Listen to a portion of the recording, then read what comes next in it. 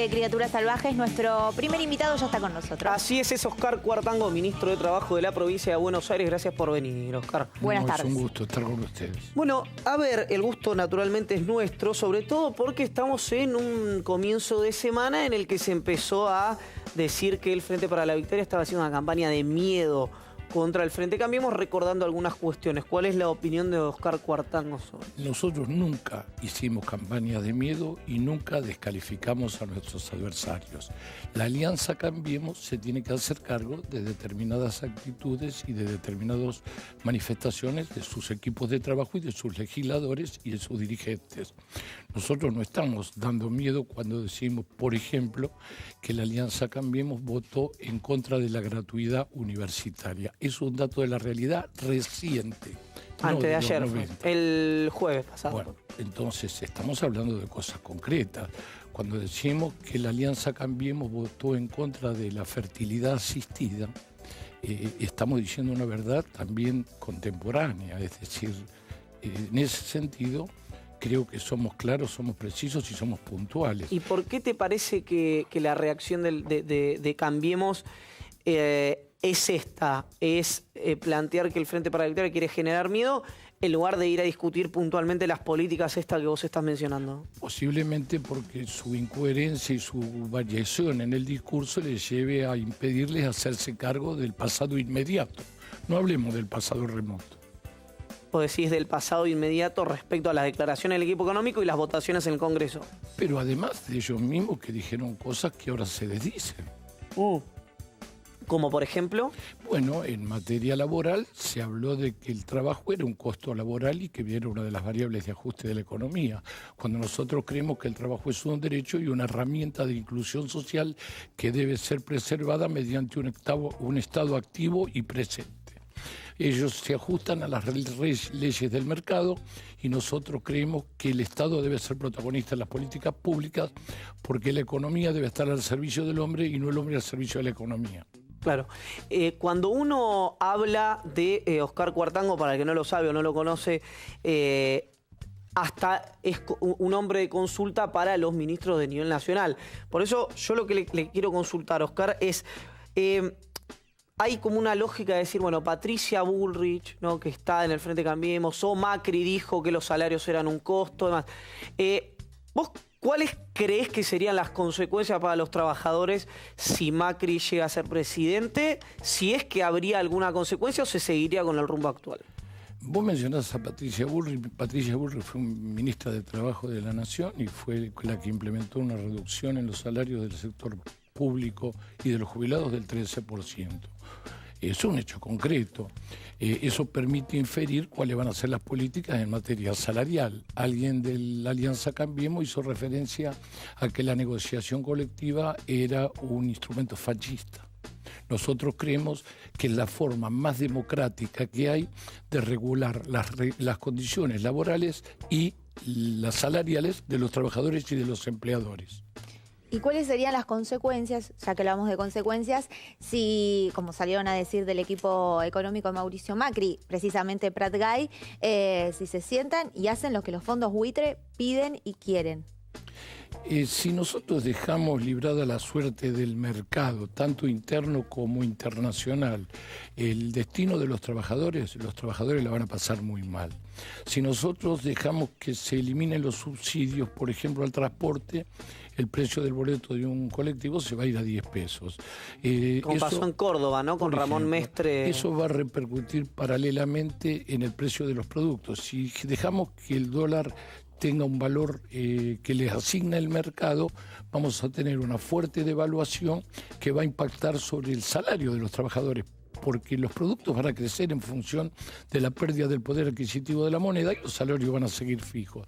De manera que la única forma real de ir manejando esto es con una flotación administrada, como propone claramente Daniel Scioli, y mediante la continuidad de la negociación colectiva, cuando algún funcionario de Cambiemos dijo que iba a haber un ajuste por inflación. Desde el año 2003 a la fecha, los salarios se han negociado por encima de la pauta inflacionaria, cualquiera que sea, es decir, han adquirido poder adquisitivo. Cada vez el trabajador estuvo en mejor situación. Y esto tiene un impacto sobre todo el contexto económico, porque fortalece el consumo. Al fortalecer el consumo, potencia el mercado interno y beneficia no solo a los trabajadores, sino que también beneficia a los pequeños y medianos empresarios, sean industriales o sean comerciantes, porque todo ese dinero que se vuelca al consumo, obviamente, demanda productos de nuestra industria nacional. A propósito del salario de los trabajadores, recientemente salió una nota acá en un portal sobre el pedido de los docentes bonaerenses que le van a hacer a Vidal del 40% de aumento, teniendo en cuenta que el PRO maneja entre un 30 y un 40% de inflación. Entonces dicen, nosotros vamos a pedir el 40% de aumento. ¿Qué le parece? Yo este año terminé la última negociación colectiva en el sector público de la provincia de Buenos Aires y me desligo del tema, eso se lo dejo todo enterito para María Eugenia. Para María Eugenia, bueno. que tampoco es un tema sencillo. Oscar, los votos de Sergio Massa, los votantes de Sergio Massa, ¿tienen más sintonía con Daniel Scioli o, como sugirió Felipe Solá, tienen más sintonía con Mauricio Macri? Yo creo que acá hay una votación que define quién va a ser el próximo presidente y qué país queremos. Si queremos un país de producción, de desarrollo, de igualdad, de trabajo, o queremos un país donde el acento esté puesto en la economía. No hablemos de ajuste, pero la economía y el mercado llevan implícito un ajuste por sí mismo. Entonces, los que quieran un país productivo, los que quieran preservar sus puestos de trabajo, los que quieran seguir negociando colectivamente y mantener el poder adquisitivo de su salario, los jubilados que quieran preservar su beneficio previsional, los pequeños y medianos empresarios que quieran que el mercado interno siga activo, siga fuerte y siga potente y haya consumo, tienen que votar a Daniel Scioli. ¿Vos crees entonces que si Mauricio Macri es presidente va a aumentar el desempleo? Eso es lo que trasciende de lo que me está diciendo. De lo que ellos manifiestan, no de lo que digo yo, de lo que ellos manifiestan, de lo que ellos han dicho y de lo que ellos han programado, no cabe ninguna duda que va a ser así, porque nosotros, por ejemplo, en la crisis mundial 2008-2009, con una fuerte presencia estatal, conseguimos que el desempleo no se incrementara en el país cuando se incrementó en cientos de miles en el resto del primer mundo. Ahora, con una ausencia estatal y librado a los avatares del mercado, otra hubiera sido la historia. Acá el tema está en estos términos planteados. ¿Cómo crees que lo percibe el votante a Mauricio Macri? Digo porque el Frente para la Victoria ha planteado un escenario previo de diferencia entre 10 puntos más menos 2 y un Aníbal Fernández ganando en la provincia de Buenos Aires. El escenario fue muy otro. Digo, ¿crees que hubo un error de lectura del Frente para la Victoria, del peronismo con Mauricio Macri? ¿Cómo crees que lo percibe el electorado? Yo creo que la elección de primera vuelta fue una elección muy compleja, donde además había en juego gobiernos provinciales, gobiernos municipales que impactaban en favor o en contra de uno u otro candidato presidencial. Ahora es blanco o negro, es Macri o Scioli, es Scioli o Macri. Va a haber dos solas boletas, no hay posibilidad de corte y el votante no puede ni debe equivocarse. Debe elegir en función de sus legítimos intereses. El que quiera preservar el puesto de trabajo, el que quiera mantener la educación de sus hijos, el que quiera tener la salud que tenemos, tiene que votar a Daniel Scioli. Que Daniel Scioli haya tomado los principales puntos de la agenda de Sergio Massa, ¿seduce al votante de Massa o lo seduce solo a Massa? No es oportunismo que Scioli haya adoptado algunas medidas y las haya anunciado, sino que están en consecuencia y son congruentes con todo su accionar en 8 años de gobierno de la provincia de Buenos Aires. En materia impositiva, por ejemplo, en la provincia de Buenos Aires restableció el impuesto a la transmisión gratuita de bienes, comúnmente denominado impuesto a la herencia.